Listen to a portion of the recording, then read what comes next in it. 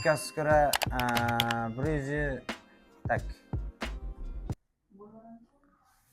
31 taqsim 124 bo'ladi.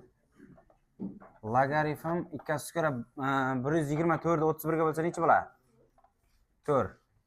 124 chiqadi. Demak, 1 taqsim 4 bo'ladi. Logaritm 2 ko'ra 2 ning minus ikkinchisi bo'ladi. Minus 2 oldinga tushadi. Minus 2 bo'lib qoladi javob. Tushunarlimi?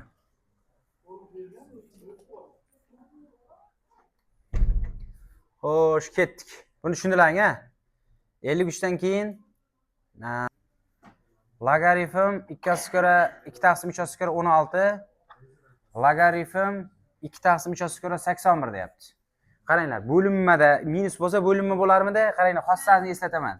A ko'ra b logaritm a ko'ra s bo'lsa, logaritm a ko'ra b taqsim s bo'ladi. Tushunarlimi? Logaritm 2 taqsim 3 ko'ra mana bu taqsim mana bu bo'ladi-da. 16 taqsim 81. Logaritm 2 taqsim 3 ko'ra mana bu narsani nima desak bo'ladi? 2 taqsim 3 ning 4-inchisi bo'lib qoladi, to'g'rimi? 4 oldinga tushadi. 4 bo'ladi javob. Tushunarlimi? Xo'p. Minus bo'lsa bo'linma bo'ladi. Mana bu narsa mana bunga bo'linma bo'ladi. Qarang. B tepaga chiqyapti, S pastga tushyapti mana. B, S. Shu formulaga qo'yyapmiz mana. Tushunyapsizmi? Mana 16 tepada, 81 pastda. Keyin 16 2 ning 4-inchisi, 81 3 ning 4-inchisi. 2 taqsim 3 ning 2 taqsim 3 ning 4-inchisi bo'lyapti. 4 oldinga tushyapti. Tushunarlimi? 56 mana shunday bo'ladi. 56 dan 40 bo'lib o'tmoqchi bo'libman. 56 dan 50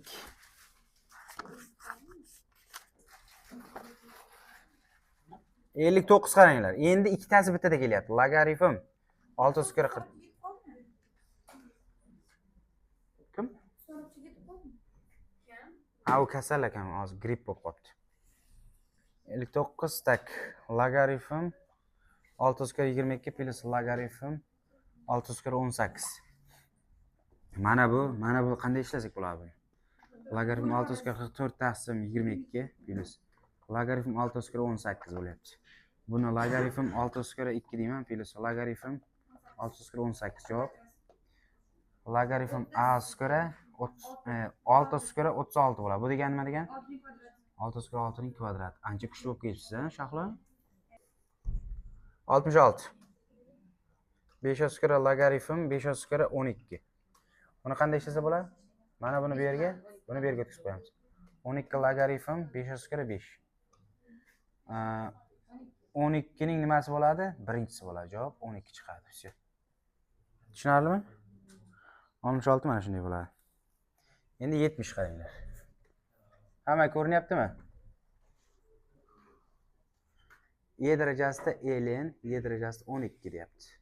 Mana bu bilan mana bu joyini almashtirib qo'yasizlar. 12 asosga ln y darajasida y. Bu 12 ning birinchisi. Y darajasi y degani 1 bo'ladi-ku, o'shani o'rniga 1 qo'yib yubordim-da. Tushunarlimi?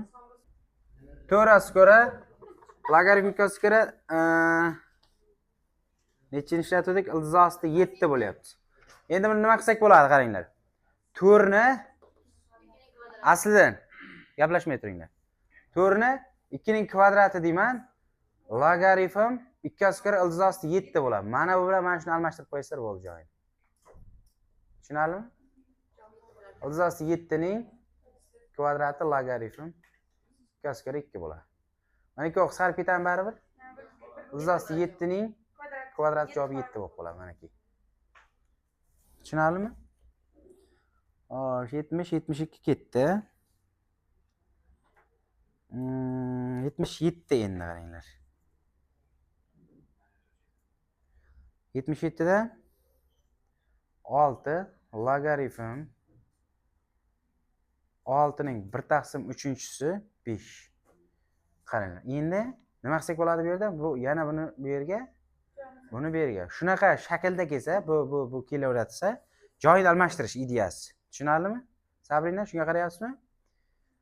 5 logaritm 6 ning 1 taqsim 3-inchisi 6 ning birinchisi. Mana bu bilan mana bu bir-biriga bo'linma bo'ladi, tushunarlimi?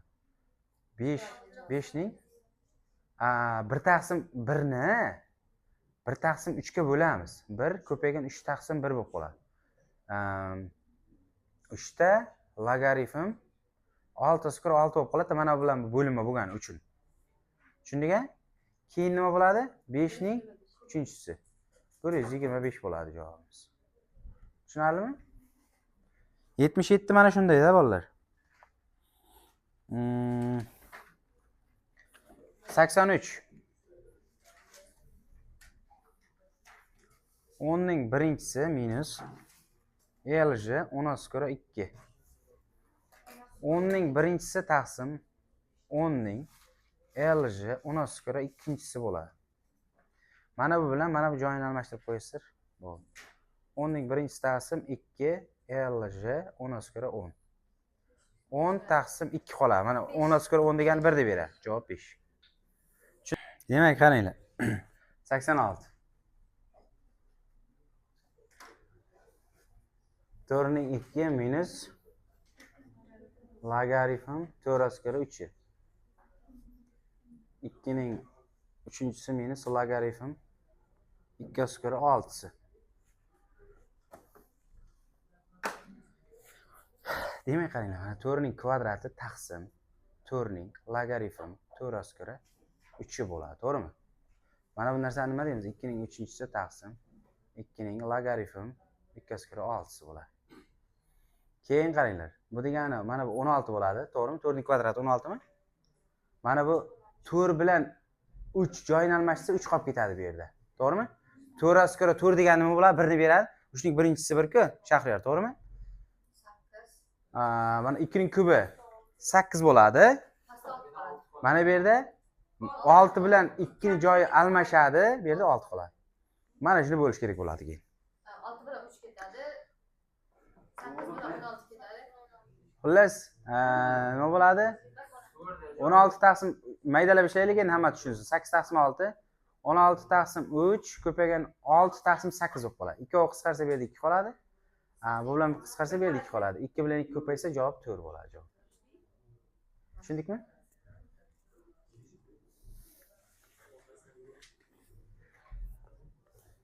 Sakson oltimidi bu?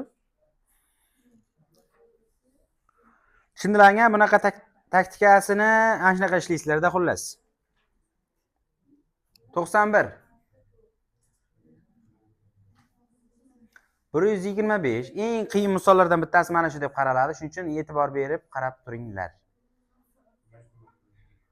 Logaritm 16/6 625. Xo'sh. Mana buni nima desak bo'ladi? Mana buni 5 ning 3-chisi 1 taqsim. Mana bu 3 turibdi bu. Bu 125 ni 5 ning 3-chisi edi, Og'abek. Vaqtim ham yo'qda bor bo'lib kelishga. Qo'y deb 5 marta ey desam yana jirtilayverasanmi-ku? Logaritm 2 ning 4-chisi 16, to'g'rimi? 625 ning nechinchisi? 5 ning 4-chisi, to'g'rimi? Mana shunday turibdi, to'g'rimi? Endi qara, mana bu 4 ga, mana bu 4 ni qisqartirib olsak bo'ladimi? Boyaga xossa bor edi, eslanglar bo'lsa, logaritm a² b m n bo'lsa. Nima bo'ladi keyin? Mana bu bilan mana bir-biriga bo'linma bo'ladi. n taqsim b logaritm a² n bo'lib qolardi. Mana keyin javob. Tushundingmi? Mana keyin shuning uchun mana bu bilan ketadi. 5 qoladi. 4/4 lar qisqarib ketadimi? Keyin men pastda turgan mana bunday turibdi-da. Logaritm 2/5 qolyaptimi? Shu yergacha hamma tushunda, mana bunday. Keyin bu bunday davom etdi. Keyin mana buni 5 ni mana bu yerga 2 ni bu yerga oshirsak tepaga chiqib ketib qoladi-da. Shuna xossasi bor logaritmda, yozib bergandim. Logaritm 5/2 bo'lib qoladi. Mana bu 2 bilan bir joy almashtirsa tepaga chiqib ketib qoladi. Tushunarlimi? Keyin mana bilan buni joyini almashtirsak bo'ladimi endi? 2/2 logaritm 5/5 bu 1 ni beradi. 2 ning birinchisi javob 2 bo'lib qoladi. Tushunarlimi? Qaysi bir? O'sha birga mana bu ko'paysa hech bola o'zgarmaydi-da. Hamma tushundimi shu misolga? 91 dan keyin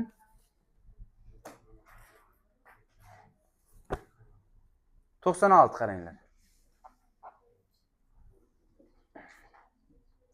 Logaritm 2/3 logaritm 3/4 deyapti. Buni qanday ishlasak bo'ladi? Logaritm 2/3 qarangiz. Logaritm 3/4 ning kvadrat deysizmi? Endi qaranglar, mana buni qandaydir mana bu bilan qisqartirish kerak-da. Ikkita logaritm 2/3 turibdi. Bir taqsim qilib yuborsam bo'ladimi mana bu narsa? Logaritm 2/3 bo'lib qoladi, to'g'rimi? Mana bu bilan mana bu qisqarib ketadi, javob 2 bo'ladi.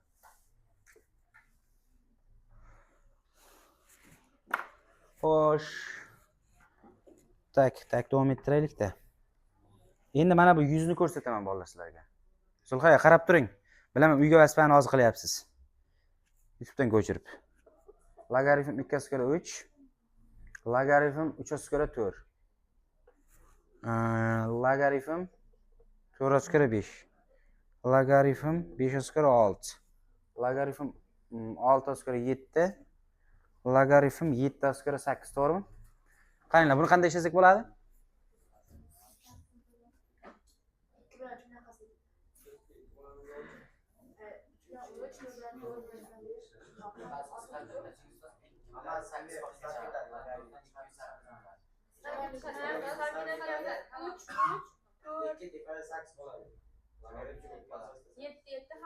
Kim ishlaydi?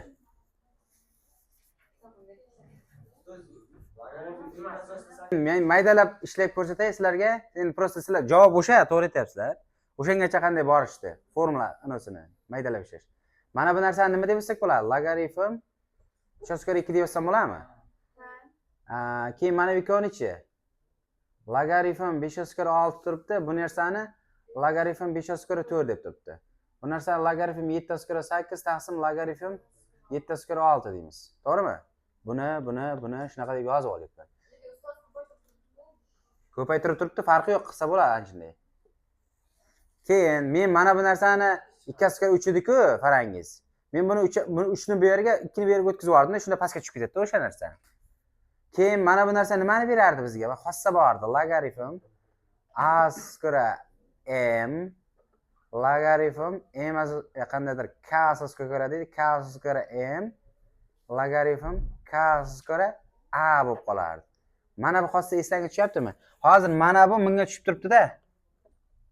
Buni mana bunaqa yozsa bo'ladimi? Endi buni nima asosga nima qilar ekanman? Mana bu asosga ko'ra mana bu bo'lar ekan formulasi, to'g'rimi? Endi shu uchun mana bu 2/4 desam rozimisizlar? Logaritm 2/4 bo'lyapti bu. Ko'paytirilgan orasi. Prosta alohida qilib qo'yapman tushunishlaring uchun. Logaritm 4/6, bunisini logaritm 6/8 qilamiz.